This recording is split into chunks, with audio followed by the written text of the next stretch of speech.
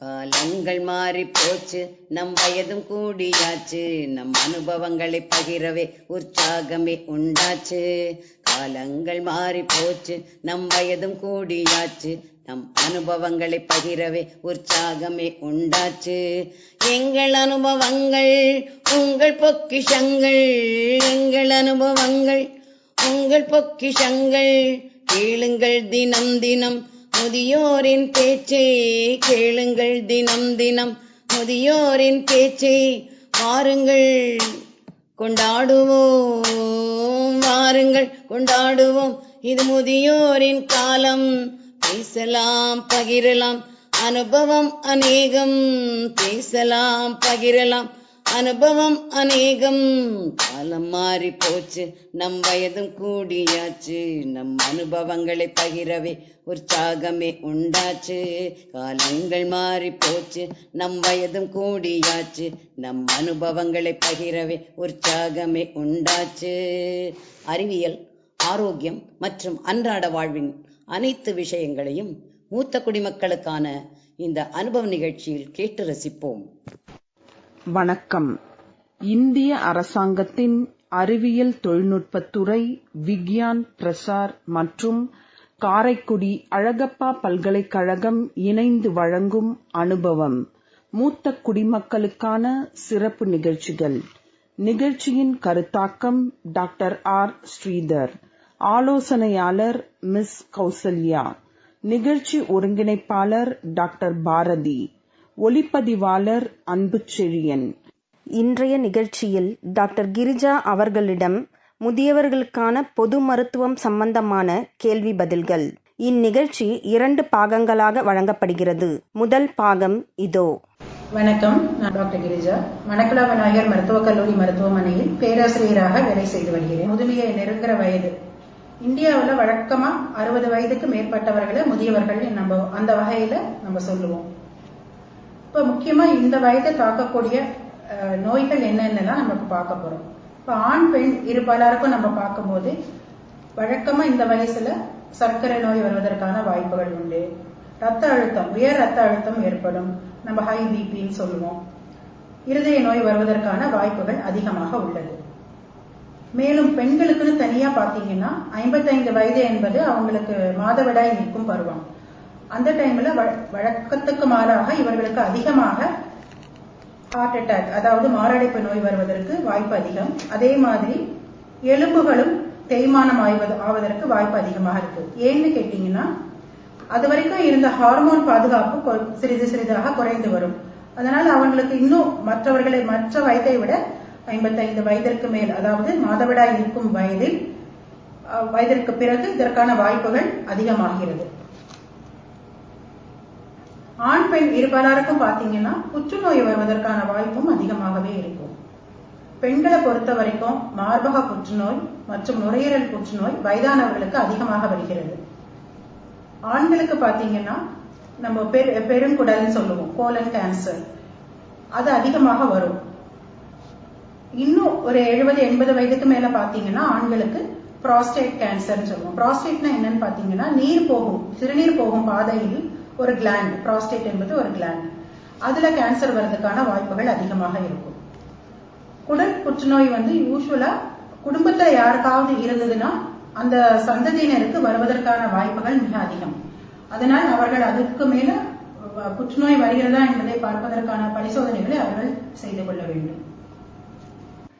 Sugar, BP அளவு மாதிரி உடம்புல எந்தெந்த அளவு 55 வயதுக்கு மேல சரியாக இருத்தல் வேண்டும் என்று சொல்லுங்க மேடம். சர்க்கரை நோய் இருக்கிறதான்னு பார்த்துக்கணும். இது வரைக்கும் சர்க்கரை நோய் உங்களுக்கு இல்லைன்னா சர்க்கரை நோய் வருவதற்கான வாய்ப்பு அதிகமாக இருப்பதால் சர்க்கரை அளவு டெஸ்ட் பண்ணிக்கணும். அடுத்தது ரத்த அழுத்தத்தை சீரா இருக்கான்னு பார்த்துக்கணும். குறைவாகவும் இருக்கக்கூடாது, அதிகமாகவும் இருக்கக்கூடாது. அதற்கு அடுத்தது ரத்தத்தில் கொழுப்பு அளவுகளை பார்த்துக்கணும். தவறாம இருதய பரிசோதனையும் செய்துக்கணும். இதெல்லாம் ரெகுலரா நம்ம பண்ண வேண்டிய டெஸ்ட். இதற்கு மேல ஸ்பெஷலா முக்கியமா பெண்களுக்கு எலும்பு தேய்மானம் எவ்வளவு அளவு இருக்கிறது என்பதை பார்த்துக் கொள்ள வேண்டும்.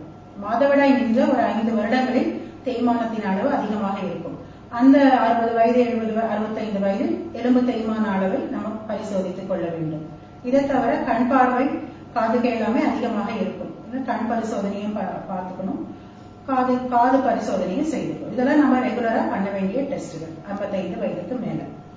உடல்நிலை சரியாக இருந்தாலும் அல்லது குறிப்பிட்ட நோய் அறிகுறிகள் இருந்தாலும் எந்தெந்த டெஸ்ட் எல்லாம் குறிப்பிட்ட இடைவெளியில மூத்த குடிமக்கள் எடுத்துக்கணும்? 70% மேல வயதானவர்களை பாத்தீங்கன்னா ஏதாவது ஒரு நாள்பட்ட நோயால பாதிக்கப்பட்டிருக்காங்க. நம்ம நான் கம்யூனிகபிள் டிசீசஸ் சொல்லுவோம். இது வந்து நான் கம்யூனிகபிள் டிசீஸ்னா என்னன்னா தொற்று நோய் இல்ல, இது அவங்களுக்கு வர்றதுதான். ஒருத்தருக்கிட்டே ஒருத்தருக்கு தொற்றுக்காது. ஆனா இது அதிகமாக வயதானவர்களை தாக்கும். அப்படி நான் கம்யூனிகபிள் டிசீசஸ் என்னன்னு பார்த்தோம்னா சர்க்கரை நோய், ரத்த கொதிப்பு, அது அதிகமாக இருக்கும். வயதாக நுரையீரலோட செயல்பாடு குறைந்து போய் நுரையீரல் நோய்கள் அதிகமாக வரும். அடிக்கடி சளி பிடிக்கும், சீக்கிரமாக அது நிமோனியா காய்ச்சலாக மாறிவிடும். இது காமனா இருக்கும். அடுத்தது வயதானவர்களுக்கு நம்ம எல்லாருக்குமே தெரியும், மறதி நோய் அதிகமாக வரும். மறதி நோய் வந்து சாதாரண மறதி நோயா இருக்கலாம், இல்ல ரொம்ப பயப்பட வேண்டிய என்றதை விட போக போக மோசமாக கூடிய மறதி நோயாக கூட இருக்கலாம். சோ மறதி நோய் வரும்போது அந்த நோயாளியை, அந்த பெரியவரை நாம் உடனே பரிசோதிக்க வேண்டும். அடுத்தது காது கேட்காம இருக்கும், காதுக்கு பரிசோதிக்கணும். கண் பார்வை குறைந்ததுக்கு பரிசோதிக்கணும். முக்கியமா அவர்களுக்கு வயதாக மலச்சிக்கல் அதிகமாக இருக்கும். அதுவும் எங்க கிட்ட வருவாங்க. அடிக்கடி மலச்சிக்கல் வருது, சாப்பிட முடியல, மலச்சிக்கல் வருதுன்னு வருவாங்க. அடுத்தது மூட்டு வலி, முதுகு வலி. இது காமன் ப்ராப்ளம், எல்லாருக்கும் வர ப்ராப்ளம். உடம்பு பூரா ஒரு அசதியாக இருக்கிறது என்று சொல்லிட்டு இதெல்லாம் தான் ப்ராப்ளம்ஸ் அவங்க எங்க கிட்ட வரதுக்கான முக்கியமான காரணங்கள். எந்த மாதிரியான உடல் பிரச்சனைகளுடன் வயதானவர்கள் மருத்துவரை அணுகுவர்? வயதானவங்களுக்கு எந்த மாதிரியான பிரச்சனை எல்லாம் வரும்னு சொல்லுங்க மேடம். வீட்டுல இருக்கிற வயதானவர்களை எப்படி பாதுகாக்கணும், வீட்டுல குடும்பத்தினர்களோ ஃபேமிலி மெம்பர்ஸ் எப்படிதான் பாதுகாக்கணும் நீங்க கேட்டீங்கன்னா சில விஷயங்கள் இருக்கு. வயதான ஒரு பருவம் என்பது இன்னொரு குழந்தை பருவம் தான். அவங்க இன்னொரு குழந்தையாதான் நம்ம வச்சுக்கணும். நம்ம யூஸ்வலா வீட்டுல என்ன சொல்லுவோம், நீ ஒண்ணு வயசாயிடுத்து, ஒண்ணு வேலை ஒண்ணு செய்யாத, பேசாம இருங்கன்னு சொல்லுவோம். அதுதான் தப்பு. அவங்க கொஞ்சம் வேலை செஞ்சுட்டே இருக்கணும். முடியற வரைக்கும் அவங்க வேலை செய்யணும். வேலை செய்யதான் அவங்க மூளையும் வேலை செய்யும். அந்த கைவிரல்கள் அதோட இறுக்கமெல்லாம் குறைஞ்சு அவங்கள பாத்துக்க முடியும். அவங்களுக்கும் ஒரு தன்னம்பிக்கை இருக்கும். அதனால அவங்களால செய்ய முடிகிற அளவுக்கு வேலையை நம்ம கொடுத்துட்டு தான் இருக்கணும். ஒரு துணியை மடிச்சு வைக்க சொல்லலாம், ஒரு சின்ன உடம்பு ப்ராப்ளம் வராம காய்கறிகளை நிறைய கொடுக்க சொல்லலாம், இல்ல ஏதாவது கிளீன் பண்ணி கொடுக்க சொல்லலாம். சின்ன வேலைகளை அவங்களுக்கு கொடுத்துக்கிட்டே இருக்கணும். அது கண்டிப்பாக பண்ணணும். இரண்டாவது, அவங்களுக்கு நம்ம நார்மலா இருக்கிறத விட அவங்க வந்து கொஞ்சம் டல்லா இருக்கிறாங்க அப்படின்னாக்க உடனே நம்ம பார்க்கணும். அது வயசாயிடுத்து, அவங்க கேட்டா அப்படிதான் சொல்லுவாங்க, எனக்கு வயசாயிடுத்துப்பா விட்டுரு அப்படின்வாங்க. இல்ல, நிறைய டைம் அப்படி கிடையவே கிடையாது. சில விஷயங்களை நம்ம சீக்கிரமாவே குணமாக்கலாம். நான் முன்னே சொன்ன மாதிரி மறதி நோயின்னு ஒண்ணு சொன்னேன் பாத்தீங்களா, எல்லா மறதி நோயும் உங்களுக்கு மூளை வயதானதுனால வர்றது கிடையாது. சில மறதி நோய்களை நம்ம தீர்க்கவே முடியும். நம்ம முக்கியமா தைராய்டு பிரச்சனைனால தைராய்டு ப்ராப்ளம் இருக்கலாம், அதெல்லாம் சரியாக்கப்பட வேண்டிய மறதி நோய். இரண்டாவது, அவங்க எங்கேயாவது ஒரு இடத்துல அடிபட்டு இருப்பாங்க, நம்ம கிட்ட சொல்லவே மாட்டாங்க. அடிபட்டது பெருசா மேலேந்து கீழே விழணும் அப்படியெல்லாம் கிடையவே கிடையாது. உட்கார்ந்து எழுந்திருக்கும் போது அங்க ஒரு அலமாரி இருந்திருக்கலாம், அலமாரியில தலை இடிச்சிருக்கலாம், லேசா வழுக்கி தலை பாத்ரூம்ல தலையில இடிச்சிருக்கலாம். சோ அந்த மாதிரி சின்ன அடிகள் பட்டிருக்கலாம். அதை உங்ககிட்ட சொல்லியிருப்பாங்க, சொல்லாமே இருப்பாங்க. அப்ப என்ன ஆகும்னா உங்களுக்கு தலைக்குள்ள ஒரு ரத்த கட்டி உருவாகும். அது சப்டியூரல் ஹெமட்டோமான்னு சொல்லுவோம். அந்த ரத்த கட்டி அப்ப தெரியாது, ஒரு 2 மாசம் 3 மாசம் கழிஞ்சு அதோட வெளிப்பாடுகள் வெளியில ஒரு கை கால் வராம இருக்கும். சில பேருக்கு மறதி ஆரம்பிக்கும். சோ அந்த டைம்ல நம்ம உடனடியா டாக்டரை கொண்டு போய், இந்த மறதி வழக்கத்தை விட அவங்க வித்தியாசமா இருக்கிறாங்கன்னு உங்களுக்கு தோணிச்சுன்னா உடனே டாக்டர் கிட்ட போய் ஏதாவது ஒரு காரணம், தீர்க்கக்கூடிய காரணங்கள் இருக்கிறதா என்று கண்டிப்பாக பார்த்துக் கொள்ள வேண்டும். அடுத்தது அவங்களோட தோல் பராமரிப்பு. அவங்க தோல் ரொம்ப வறண்டு போயிருக்கும், எண்ணெய் பசை எல்லாம் குறைவாக இருக்கும். அதனால முக்கியமா இந்த குளிர்காலங்கள்ல நம்ம கண்டிப்பா அந்த குளிச்ச உடனே ஒரு எண்ணெய் ஏதாவது கிரீம், ஏதாவது மாய்ஸ்சரைசிங் கிரீம் சொல்லுவோம், எண்ணெய் பசை வர மாதிரி இதை தடவிக்கணும். ஏன்னா குட்டி குட்டியா வெடிப்பு அந்த வெடிப்புகள் புண்ணாகி ரத்தம் பசைஞ்சு இன்ஃபெக்ஷன் ப்ராப்ளம் ஆயிடும். முக்கியமா சர்க்கரை நோய் இருக்கிறவங்க இதை கண்டிப்பா பார்க்கணும். அடுத்தது நம்ம கொஞ்ச நேரம் அவங்கள சூரிய ஒளியில உட்கார வைக்கணும். வீட்லயே உட்கார, வெளியில போகாதுன்னு சொல்லக்கூடாது. சூரிய ஒளியில உட்கார வைக்கணும். அப்புறம் அவங்க கூட பேசினே இருக்கும், பேச்சு கொடுக்கணும். அவங்க அதை தான் எதிர்பார்க்கறாங்க. பேச்சு கொடுக்கறதுனால அவங்களோட மூளை ஒரு செயல்பாட்டிலே இருக்கிறது. இதெல்லாம் பேச கொடுக்காம வயசானவங்க பேச வேண்டாம், மூலையில உட்காருங்க, நம்மளுக்கு வேலையில நம்ம பிஸியா இருக்கக்கூடாது. அவங்க கூட ஒரு பேச்சு கொடுக்கணும். பேச்சு கொடுக்க முடியலைன்னா கூட அவங்களோட ஃப்ரெண்ட்ஸ் கூட பேச விடுங்க. பக்கத்துல போய் உட்கார்ந்து பேசட்டும், இதுல பேசணும். அவங்களுக்கு ஒரு பக்கத்துல இருக்கவங்களோட ஒரு கனெக்டிவிட்டியோட இருப்பாங்க, அவங்க கூட சேர்ந்து இருப்பாங்க. அது கொஞ்சம் அவங்களுக்கு ஒரு மனசுக்கும் சந்தோஷம் கொடுக்கும். முக்கியம். அடுத்தது அவங்களுக்கு இந்த வயசானவங்களுக்கு ஒரு டிப்ரெஷன் ஒண்ணு வரும். இந்த டிப்ரெஷன் நீங்க பாத்தீங்கன்னா, அவங்க வேலையில இருக்கிறவங்க, வேலையை அவங்க முடிகிற 65, 57, 60 வயசுல நம்ம பதவி முடிச்சிடுவாங்க. அதுக்கப்புறம் என்ன பண்றது? அவங்களுக்கு அது மனசுக்குள்ள ஒரு பெரிய நம்ம தனியாக்கப்பட்டோம், நம்மளால இனிமே பிரயோஜனம் இல்லை அப்படிங்கிற மாதிரி ஒரு டிப்ரெஷன் வரும். அதுக்கு அது வரவிடக்கூடாது. அது வரத்துக்கு முன்னாடியே நோயாளி மக்களே, முதியவர்களே நம்ம தயாராகிடணும். ஓகே, நம்ம ரிட்டையர் ஆனப்பறம் நான் என்ன பண்ண போறேன், எப்படி பண்ண போறேன், வேற ஏதாவது வேலைகள் பண்ணணும், நம்மளை எப்பயும் ஆக்டிவாவே வச்சுக்கணும்.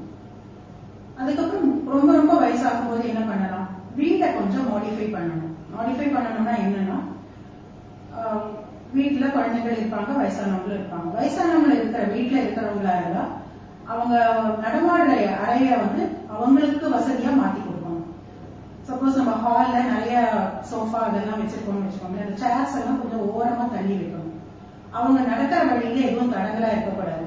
வயசாகும் போது ஒரு பேலன்ஸ், அவங்களோட சரிநிலை இருக்காது. அவங்க எங்கேயும் தள்ளாடுவாங்க, கீழே விழுந்துருவாங்க. கீழே விழுந்து இடுப்பு எலும்பு உடைஞ்சு வருவாங்க, இல்லைன்னா முதுகு எலும்பு உடைஞ்சு வருவாங்க. அதுக்கப்புறம் அவங்க படுத்துருவாங்க, அவ்வளவுதான்.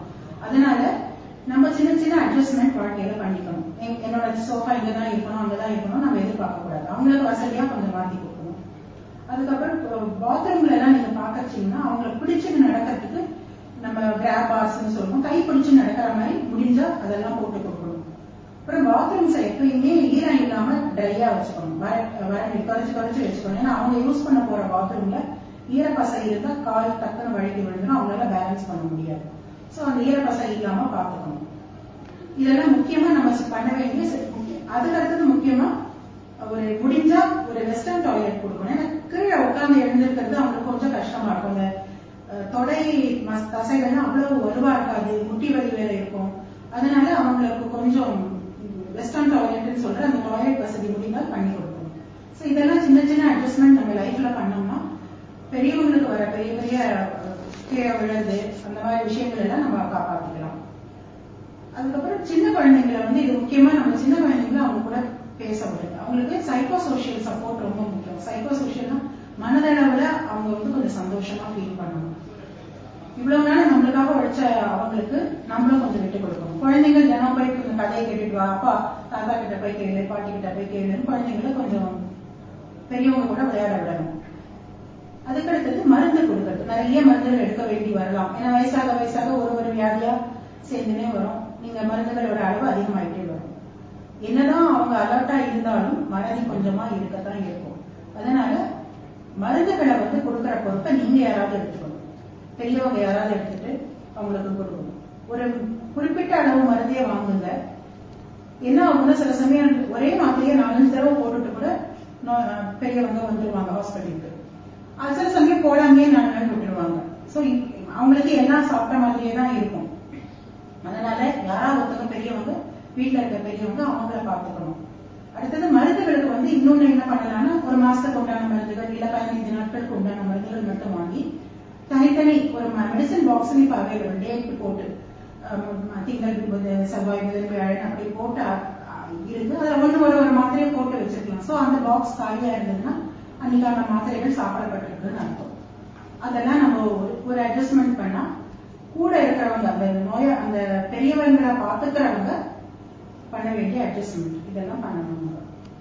எந்த மாதிரியான தருணங்கள்ல வயதானவங்க மருத்துவம் எடுத்துக்கொள்ள கவனம் செலுத்த வேண்டும்னு சொல்லுங்க. இப்ப கோவிட் டைம்ல வயசானவங்களுக்கு ஜுரம், காய்ச்சல், அப்புறம் தொண்டவலி, இருமல், சளி வருது. எல்லாருக்கும் ஒரு பயம் இருக்கும், இது கோவிடா சாதாரண சளி இருமலா அப்படின்னு.